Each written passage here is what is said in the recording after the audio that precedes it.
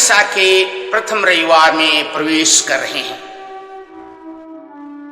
प्रथम रविवार का पाठ हम प्रत्येक जन को सुंदर ढंग से व्याख्या करते हुए बताता है कि अपने दैनिक जीवन के प्रलोभनों को कैसे सामना करना है और इस पर विजय पाना है। प्रलोभन वास्तविक है। जब तक हम इस पार्थिव शरीर में हैं, तब तक प्रलोभनों का सामना करना होगा, क्योंकि हमारे आदि माता पिता आदम और हेवा के अवज्ञा के कारण हम प्रत्येक जन को गिरा हुआ मानव स्वभाव विरासत में मिला है। यद्यपि आज हम सचेतन हैं, सजग हैं, जागरूक है, आत्मा तत्पर है, परंतु हमारा शरीर दुर्बल है। प्रलोभन लैटिन के प्रलोभो शब्द से आता है। प्रलोभन एक प्रवृत्ति है या किसी चीज की इच्छा के लिए प्रेरित करता है। यह इच्छा किसी व्यक्ति, किसी वस्तु या किसी चीज के लिए हो सकता है जो उत्तेजना से संयुक्त है। शैतान हम प्रत्येक जन को प्रलोभनों में घेर कर हमें उस्काता है, जिससे हम प्रत्येक जन ईश्वर की कृपा से दूर चले जाएं। प्रलोभन में भयानक शक्ति है। ये हमारे मनोभाव को विकृत कर देता है या आध्यात्मिक पीड़ा समेट के रखता है, जो मनुष्य को भयानक दर्द देता है। प्रलोभन में क्षणिक सुख है, परंतु इससे होने वाले आत्मग्लानि और पीड़ा दूरगामी है, बहुत दिनों तक चलता है। हम जानते हैं, आज के सुसमाचार बताता है कि यीशु ख्रीस्त जर्दन नदी में जोहन से बपतिस्मा ग्रहण करते समय पवित्र आत्मा से अभिषेक पाए। पिता ईश्वर ने उद्घोषणा करते हुए कहा, यह मेरा प्रिय पुत्र है, मैं इस पर अत्यंत प्रसन्न हूं। इसके बाद आत्मा ने यीशु ख्रीस्त को निर्जन प्रदेश के लिए ले चला। यहां पर 40 दिन तक यीशु ख्रीस्त किसी प्रकार के मानवीय और दैवीय सरोकार से दूर थे। शैतान को अवसर था, इसलिए उसने चेष्टा की यीशु ख्रीस्त के मुक्ति योजना में भटकाव लाने के लिए। शैतान नहीं चाहता था कि यीशु ख्रीस्त पीड़ित सेवक के रूप में आज्ञाकारी बने रहे पिता ईश्वर का, और इसलिए उसने परीक्षा के लिए मनुष्य के स्वभाव के आधार पर आराम, गरिमा, महिमा का प्रस्ताव लाया। यीशु ख्रीस्त को भूख लगी तो शैतान ने तुरंत भांप लिया और उसने कहा, यदि आप ईश्वर के पुत्र हैं तो इन पत्थरों से कह दीजिए रोटी बन जाए। शैतान चालाक है, चाहता था कि यीशु ख्रीस्त शरीर और मन की इच्छा के वशीभूत होंगे, लेकिन यीशु ख्रीस्त धर्म ग्रंथ को अच्छी तरह जानते हैं, इसलिए उन्होंने विधि विवरण ग्रंथ को उद्धृत करते हुए कहा, मनुष्य केवल रोटी से नहीं जीता परंतु ईश्वर के मुख से निकलने वाले हर एक शब्द से जीता है।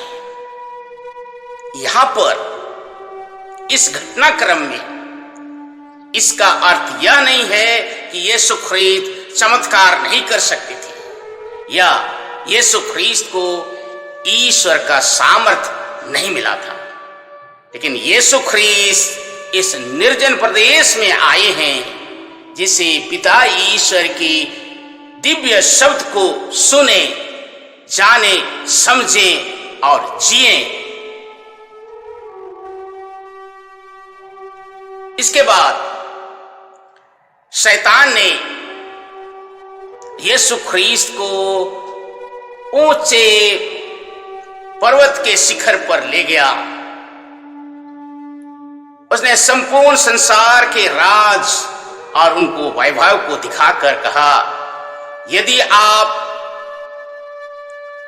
मेरी आराधना करेंगे तो ये सभी अधिकार और गरिमा महिमा आपको दिया जा सकता है।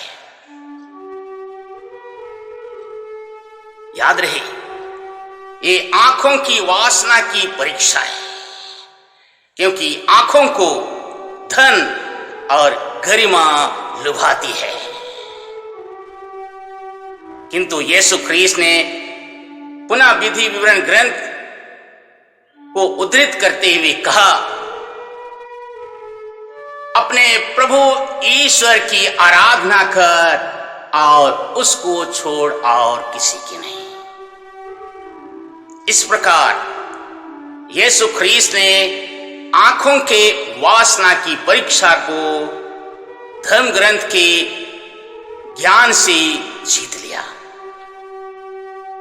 इसके बाद शैतान ने यरूशलेम ले चला और मंदिर के शिखर पर ले जाकर कहा, यदि आप ईश्वर के पुत्र हैं तो नीचे कूद जाइए।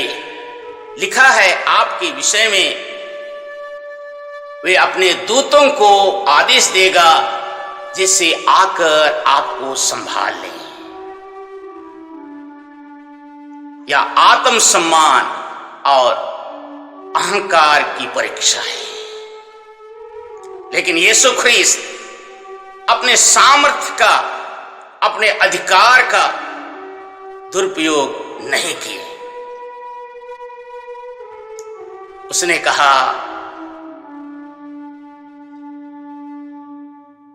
अपने प्रभु ईश्वर की परीक्षा मत लो। या विधि विवरण ग्रंथ के इस वाक्यांश के द्वारा यीशु ख्रीस्त ने इस शैतान की परीक्षा को भी जीत लिया।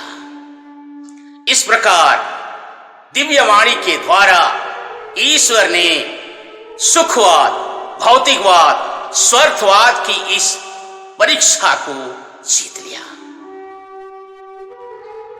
हमारे दैनिक जीवन में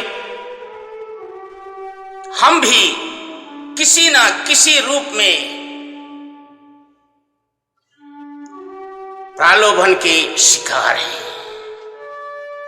यहां पर शैतान की शक्ति और ईश्वरीय शक्ति के बीच में संघर्ष है।